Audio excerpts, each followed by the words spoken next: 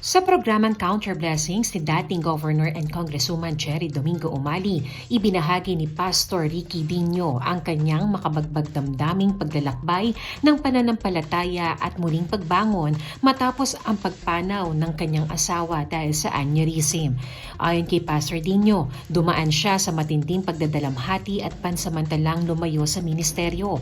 Gayunman, anya, hindi siya pinabayaan ng Diyos at unti-unti siyang naibalik sa paglilingkod.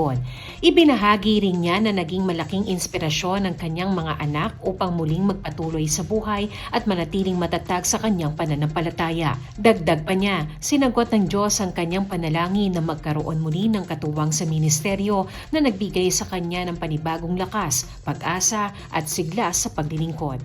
Hinikayat ni Pastor Dino ang publiko na huwag hayaang maging hadlang ang mga pagsubok o kakulangan sa pagtugon sa tawag ng Diyos. Anya, ang tunay na paglilingkod ay hindi nasusukat sa antas ng pinag-aralan kundi sa tapat at handang pusong maglingkod.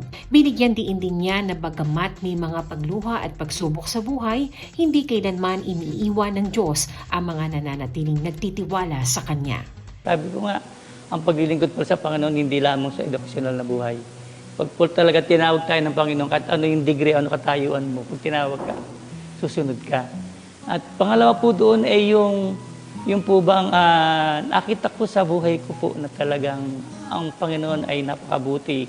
Kasi lagi niya akong dinadala sa pamilyang mananampalataya. Kaya sa buhay po, ang encouragement ko lang sa mga manunood ngayon, sa mga lahat na nanonood ng Counter Blessing, huwag po natin tignan kung ano yung katayuan.